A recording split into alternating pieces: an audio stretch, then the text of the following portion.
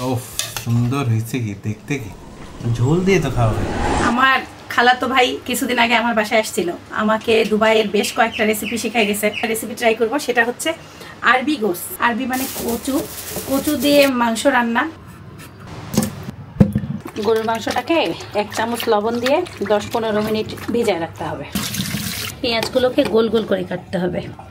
লবণ দিয়ে ভেজানোর পরে এখন মাংসটাকে ভালো করে আবার ধুয়ে নিতে হবে।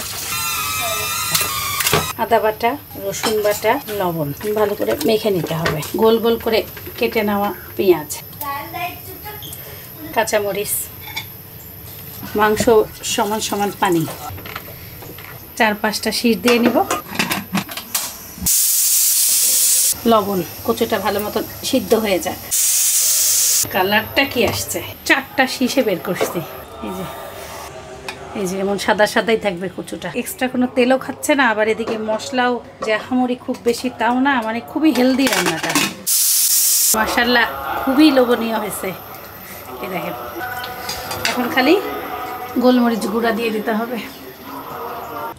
ওফ, সুন্দর হয়েছে কি দেখতে, কি ঝোল দিয়ে তো খাওয়া হয়ে যাবে। কম কচুটা রসগোল্লার মতো দেখতে। আরে কচু কি স্বাদ নরম, মাশাআল্লাহ খুবই টেস্টি। এই রান্নাগুলো না অন্য লেভেলের, হেলদি আবার হলো স্বাদেরও।